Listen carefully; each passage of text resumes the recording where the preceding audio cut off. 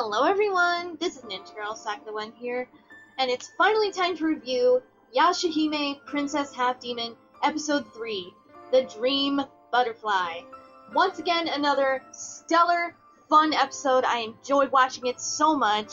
It's really wonderful to be back in the world of Inuyasha again. It's so good. I've loved it so far.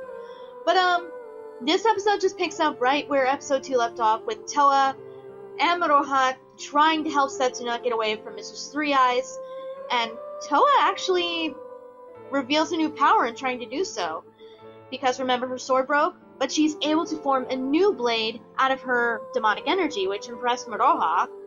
Moroha, by the way, gem in this episode. I swear, every time I see that child, I love her even more. She is absolutely wonderful. I can't help but adore that little girl. But yeah, together, they take out Mistress Three Eyes, and once it's dead, the three pearls come back to the girls, which we still don't know what these pearls are supposed to be and what they're supposed to do. All we know is that each of them had one, and that they somehow increase a demon's power if they get a hold of them. It's similar to the Shikon Jewel, but I doubt it has any connection to that, because of the Shikon Jewel being wished away and destroyed. At least, it better fully be destroyed. Last we knew it was. But yeah, it's just weird. And I missed it, but I think Moroha did say something about half-demons having them, which is something that we've never heard before. I mean, yes, in the original series, Inuyasha did have one hidden in his eye, which led to his father's grave, I think? Or at least it's where he left Tetsaiga, so Inuyasha could get it when he would need it. And I guess Shomaru, if I remember right, somehow found that out. But yeah, I thought his father did that for him, so he'd be able to find the sword when he needed it. I don't remember them saying anything about that being a half-demon thing. I don't know. That might be just something new they're adding in for the lore, which is fine, I suppose. But that's never been mentioned before. But, yeah. After the defeat of Mistress Three Eyes, though, Towa's all happy to see her sister, and she's like, "Oh my gosh, I'm so glad you're okay. I can't believe you're here. I'm so happy to see you." But Setsuna, well, she being Sesshomaru's daughter, well, she does not believe Towa at all. So, yeah, Setsuna is definitely like Sesshomaru. She is very calm, cool, and collected, kind of cold, sort of, but she does not believe Towa is her sister, and Moroha, the gem that she is, she gets in between and tries to make sure they don't fight. It's just, oh my gosh. It was adorable. She's like, "Oh, come on, Setsu, don't be so ridiculous." And we find out something kind of important as well as she's trying to stop them from fighting. She is able to smell Sesshomaru's demonic aura on both Towa and Setsuna, and she's using that as proof. She even says, "Oh, yeah, I can tell by your scent that you are the daughter of the great demon lord Sesshomaru." So she knows Sesshomaru.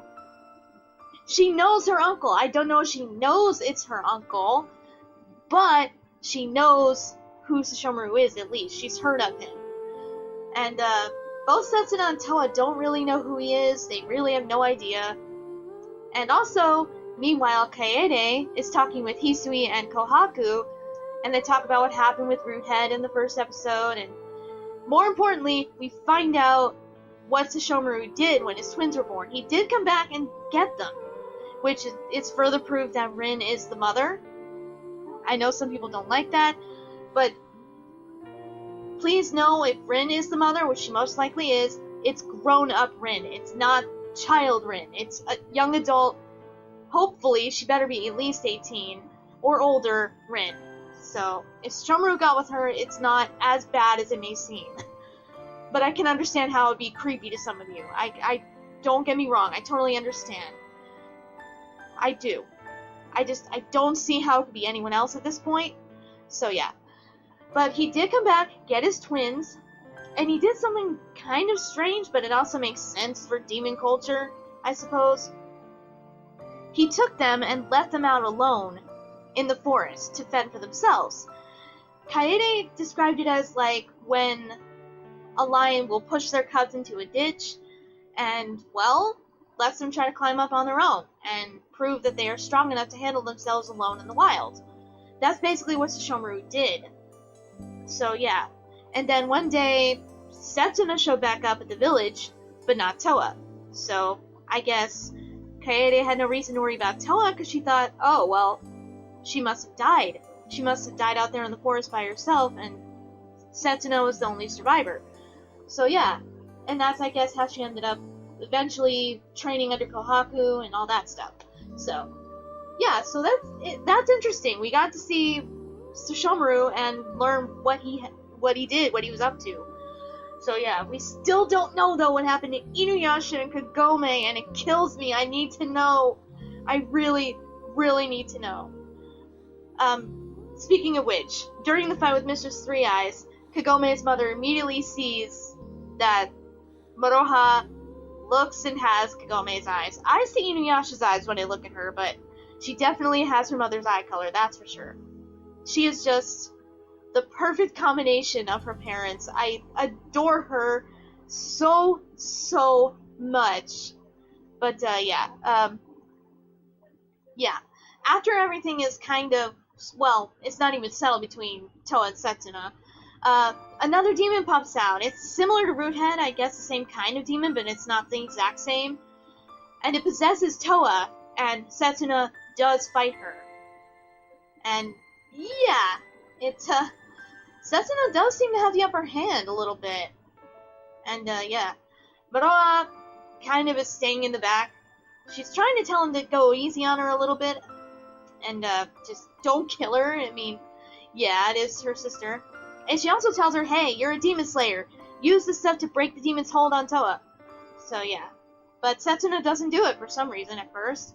And then this demon then goes after Mei, who got away from Kagome's mother and Grandpa Higurashi, and possesses poor little Mei. And Towa's so upset by it and tries to get her to break free. Mei's not a threat at all. She just hits Towa with a rock. It's kind of cute.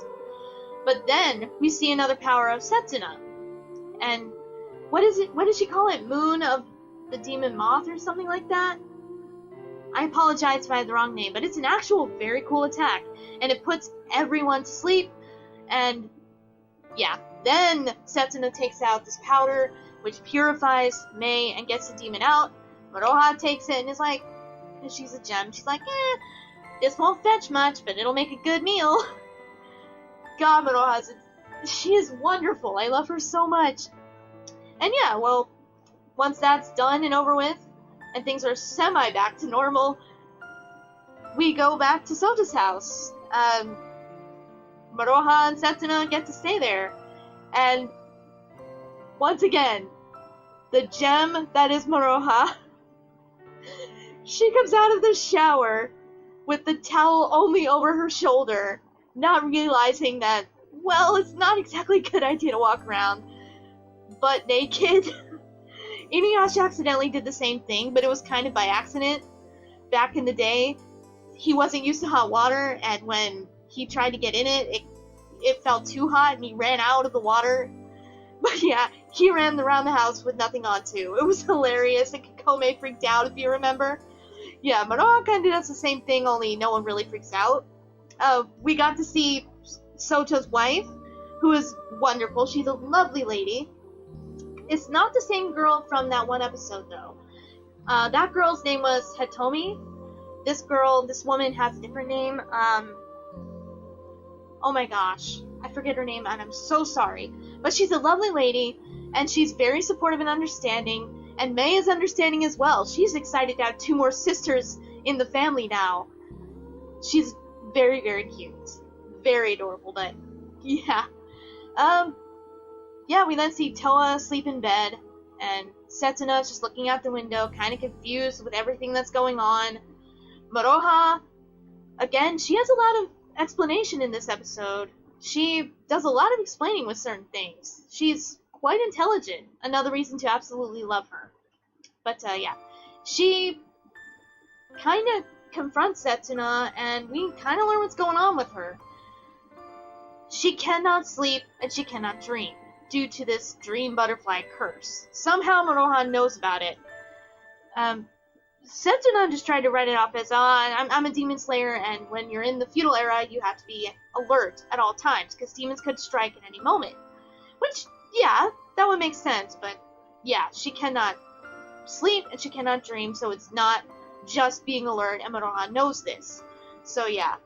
And Towa, who woke up and overheard, immediately gets up, says her sister's name, and that's where the episode cuts off, strangely enough.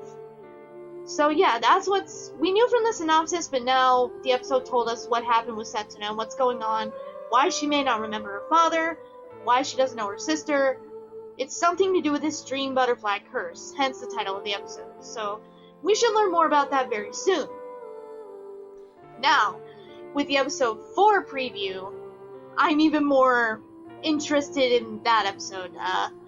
So, Moroha is apparently going to be a focus of the episode, which is wonderful. Yes. And she's going to try to make a deal with Roothead. And somehow, they're going to come in contact with Kikyo, or at least Kikyo's spirit. I thought we were free of her, but apparently not. I mean, oh well. I can't hate Kikyo anymore, I used to, but yeah, I've grown out of being jealous and hating her, so yeah. And it doesn't matter, Inuyasha chose Kagome, so it's fine. But I'm very curious to see what she thinks of Moroha, and if she'll immediately recognize that she's related to Inuyasha. She probably will, she might. I at least hope she does.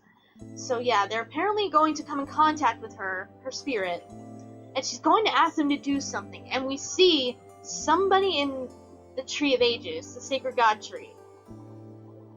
And from what I can tell, it's one of two people. It's either Kagome or Rin.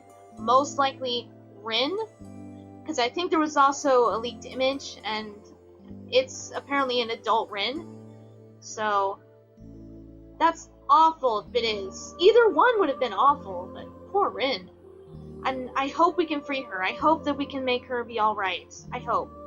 So yeah, again, that's kind of further confirmation. Yes, she is Setsuna and Towa's mother. But it's adult Rin, so don't be too creeped out. I mean, I get why you still might be. It's, yeah. But she should, I hope. She's over 18, so it's at least, yeah. But, yeah, it's a weird subject, I know, it's, yeah, and normally that is definitely not accepted, but this is a weird circumstance. So, yeah, maybe she's gonna ask them to help free Rin? But that still doesn't explain where Inuyasha and Kagome are, and I want to know what happened to them. Where are they? I want Moroha to see her mother and father. I mean, it's possible maybe because Inuyasha and Kagome felt bad about not fully finishing off Roothead when they thought they had. Maybe they chose to help Sesshomaru and they're all off together trying to help free Rin and break this curse? I don't know. But we'll wait and see. Either way, strong third episode. It might be my favorite so far, but we're only 3 episodes in now, so we'll see. There might be an episode, maybe episode 4 will top it, we'll see. But each episode has been getting better and better. I've loved the series so far. And yeah, I think that's all I have to say. Great episode. Moroha is an absolute gem. I need more of her, and I'm glad we're getting more of her. So yeah. But other than that, that will do it for this video. If you enjoyed, leave a like, share it around. Memberships are now enabled on my channel if you would like to support the channel that way. Links to my Twitter and Patreon are also in the description. If you care to look at either of those things, no pressure, of course. But yeah, I'm very excited to see where the show goes from here. Because I think we've got the introduction and preliminary stuff out of the way. From now on, it should be full-on plot to find out all the secrets and mysteries. And there's a lot that needs to be answered. So, I look forward to it. But yeah, other than that, I will see you guys next week for episode 4.